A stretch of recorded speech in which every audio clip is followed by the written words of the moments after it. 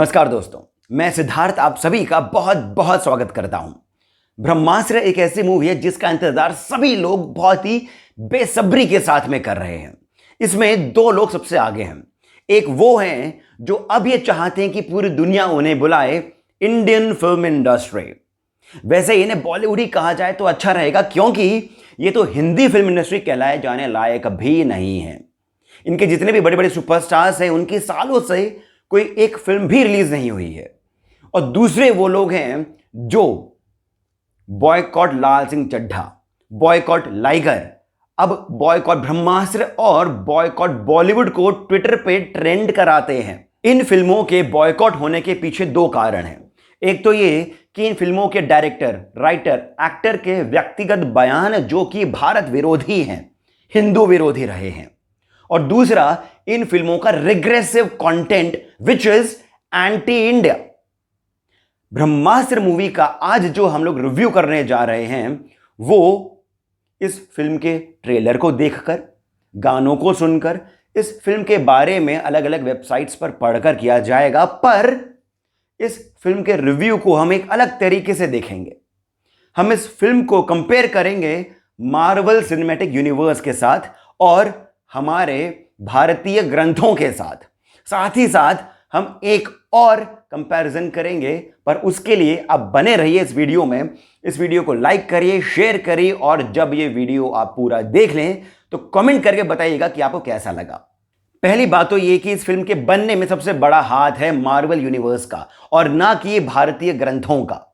ऐसा नहीं है कि हमारे ग्रंथों को देख करके, इन्हें पढ़ करके, समझ करके डायरेक्टर के मन में एक बीज उपजा जिसमें से आवाज आई कि हम क्यों ना पूरी दुनिया को भारत के अस्त्रों और शस्त्रों के बारे में जानकारी दें।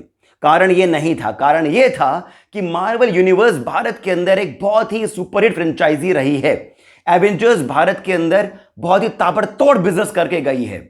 यहां पर लोगों को थॉर, कैप्टन अमेरिका और हल्क के बारे में यहां के कई सारे और भारतीय किरदारों से कहीं अधिक पता है। और इसी कारण जो प्रोडक्शन हाउस है, जो डायरेक्टर है, जो एक्टर है, इन सभी ने यह तय किया कि क्यों ना लोगों की इस ही भावना को भुनाया जाए। तो इसका सिंपल सा मतलब यह हो गया है कि इन्होंने कंपेयर किया है कि यदि हम भारत के अंदर कुछ कुछ भारतीय बातों को लेकर के एक मार्वल की तरह की फिल्म बनाएं तो हम भी बहुत सारा पैसा कमा सकते हैं। अब दूसरी बात जो है वो ये कि ब्रह्मास्त्र फिल्म के जो मेकर्स हैं उन्होंने जो तथाकथित रिसर्च करी है वो किस लेवल की करी है पता नहीं, क्योंकि भारतीय ग्रंथों में जिस प्रकार अस्त्रों का उल्लेख है वैसा ब्रह्मास्त्र फिल्म के ट्रेलर को देख करके, इसके गानों को सुन करके, इसकी स्टोरी के बारे में पढ़ करके कहीं भी हमें नजर नहीं आता है। ये मार्वल यूनिवर्स के साथ में भी कंपैरिजन के लायक नहीं है in terms of their research. अब मैं आपको बताता हूं कि भारतीय ग्रंथों के अंदर अस्त्रों के बारे में क्या बताया गया है। रामायण और महाभारत ये दो ऐसे ग्रंथ हैं जिसके अंदर अस्त्रों के बारे में बहुत ही विस्तार से उल्लेख है। परंतु दोस्तों फिर भी यह नहीं बताया गया है कि इन अस्त्रों को कोई भी व्यक्ति कैसे प्राप्त कर सकता है। यानी कि इन अस्त्रों को प्राप्त करने के लिए आपके पास में कोई ना कोई एक ऐसी कैपेसिटी होनी चाहिए, पर्सनालिटी होनी चाहिए, ऐसा तप होना चाहिए, तभी आपको ये अस्त्र मिलेंगे। ना कि किसी भी ऐरे गहरे नथु गहरे को जो कि किसी क्लब में डीजे हो, जैसा कि इस फिल्म के हीरो को दिखाया गया है। रामायण को ही अगर हम ले लें तो भगवान श्री राम ही पूरी रामायण में जितने भी पात्र हैं उनके अंदर वही एकमात्र हैं जिनके पास में सबसे ज्यादा अस्त्र हैं। रावण के पास में भी इतने सारे अस्त्र नहीं थे। और यदि आप रामायण को पढ़ेंगे तो आपको समझ में आएगा कि भगवान श्री राम के संपूर्ण वनवास के काल में उन्होंने कितने ही ऋषियों के आश्रम में जाकर के समय बिताया, कितने ही ऋषियों के साथ में उन्होंने तप किया और कितने ही ऋषियों ने उन्हें शक्तिपात के द्वारा इन अस्त्रों के ज्ञान को बांटा। यानी अस्त्रों को केवल दो ही तरीके से प्राप्त करा जा सकता है। एक तो आपके गुरु के द्वारा शक्तिपात करा के, यानी गुरु या फिर देवता यदि आपसे जब प्रसन्न हो जाएं तो फिर वे ही आपको आशीर्वाद के माध्यम से, शक्तिपात के माध्यम से इन अस्त्रों का ज्ञान प्रदान कर सकते हैं, जैसा कि महाभारत में अर्जुन को भी हुआ था। और दूसरा, आपके तप के कारण, मंत्रों को साधने के कारण, जो कि महाभारत में ही अर्जुन ने भी किया था। जी हां, महाभारत के अंदर अर्जुन ने वन में जाकर के भगवान शिव की कठोर तपस्या करी और तब जाकर के भगवान शिव ने अर्जुन को अपना गांडीव, जो एक दिव्य अस्त्र है, वो प्रदान किया। महाभारत में यह भी आता है कि अर्जुन स्वर्ग गए थे और पूरे 1 वर्ष तक वे इंद्रदेव के साथ रहे। उनसे तरह तरह की विद्याएं उन्होंने प्राप्त करी, यानी कि देवताओं के द्वारा शक्तिपात करा करके या फिर गुरु के द्वारा ही आपको ये ज्ञान मिल सकता है, या फिर आप मंत्रों के द्वारा साधना करें। कहने वाली बात यह है कि अस्त्र, जिन्हें हम दिव्यास्त्र भी कह सकते हैं, वो आपको केवल और केवल कृपा या फिर कठोर परिश्रम के द्वारा ही प्राप्त किए जा सकते हैं, ना कि पैदाइशी आपको कोई एक ऐसा हक आ जाए कि मेरे को तो अधिकार है कि मेरे पास में ऐसा कोई एक अस्त्र है। यहीं पर ही ब्रह्मास्त्र के ट्रेलर को देखते हुए, गानों को सुनते हुए, इसी कहानी को पढ़ करके कहीं से भी ऐसा नहीं लगता है कि इनमें से किसी भी बात को ब्रह्मास्त्र के अंदर फॉलो करा गया है या फिर दिखाने की चेष्टा करी गई है। यहीं पर ही अब हम कंपेयर करते हैं कि मार्वल के अंदर किस प्रकार से दिव्यास्त्रों को दिखाया गया है। मार्वल यूनिवर्स में, यानी कि अगर हम एवेंजर्स फ्रेंचाइजी की बात करें, तो उसमें केवल 2 ही व्यक्ति हैं जिन्होंने सुपर नेचुरल पावर्स को हार्नेस किया है, यानी कि जो नेचर की जो पावर है उसको हार्नेस किया है। बाकी सभी जितने भी पात्र हैं उन्हें या तो टेक्नोलॉजी के द्वारा ताकत मिली है या फिर किसी न किसी केमिकल रिएक्शन के द्वारा, जैसे कि हल्क और स्पाइडरमैन, जिन्हें केमिकल रिएक्शन के द्वारा ताकत मिली है। टेक्नोलॉजी का इस्तेमाल करके आयरन मैन, कैप्टन अमेरिका, इन सभी ने ताकत अपनी अर्जित करी है। परंतु मार्वल के अंदर 2 ही कैरेक्टर्स ऐसे हैं जिन्होंने सुपरनैचुरल पावर्स अपने पास अर्जित करी है। उनमें से एक है थॉर, जो कि एक डेमी गॉड है, यानी वो एक देवता हैं, और दूसरे हैं डॉक्टर स्ट्रेंज। अब यहां पर हम सबसे पहले बात करते हैं थॉर की। थॉर के पास में 2 दिव्यास्त्र हैं। एक है म्योल्नीर, म्योल्नीर यानी कि उनका हैमर, जो थॉर को मिला है अपने ही पिता से, ओडिन से, जो कि देवताओं के राजा हैं। यानी कि यहां पर भी किसी न किसी गुरु के द्वारा आपको दिव्यास्त्र प्राप्त करता हुआ दिखाया गया है। और दूसरा जो है वो है थॉर का एक्स, जिसका नाम है स्टॉर्म ब्रेकर।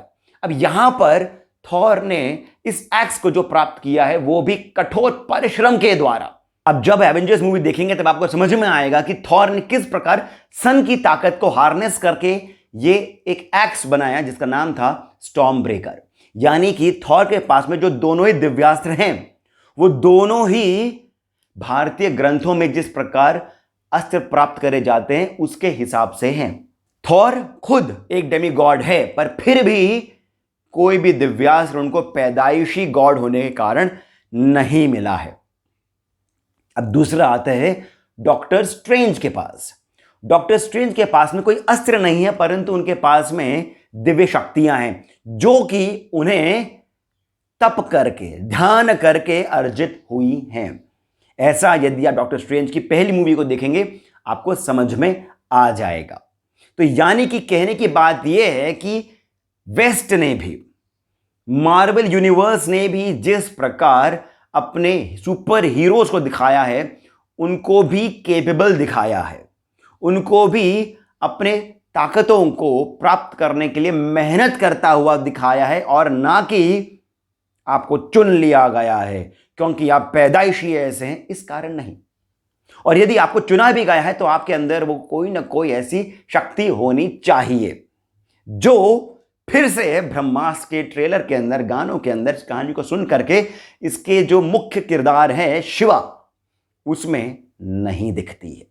ये कंपैरिजन तो था वेस्ट के साथ में, जो कि टेक्नोलॉजिकली बहुत एडवांस है, जो कि अपने फिल्म के ऊपर सालों साल काम करते हैं और इसको एक पीआर स्टंट नहीं बनाते हैं कि हमने सालों साल काम किया है, ठीक है। ये जेन्युइनली काम करते हैं और वो इनकी फिल्मों में दिखता है, रिसर्च में दिखता है, फिल्म के कंटेंट और इसकी डेप्थ में दिखता है। अब यदि हम बात करें भारतीय सिनेमा और भारतीय टेलीविजन के ही सुपर हीरोज की, और फिर हम उन्हें कंपेयर करें ब्रह्मास्त्र के शिवा के साथ में, तो फिर शिवा कितने पानी में है मालूम चल जाएगा। भारत के सबसे पहले सुपर हीरो रहे हैं शक्तिमान। जब आप इस सीरीज को देखेंगे तो आपको समझ में आएगा कि शक्तिमान के पास में भी जो भी दिव्य शक्तियां हैं वो उन्हें ध्यान के कारण अर्जित हुई है, यानी कि तप करके, साधना करके।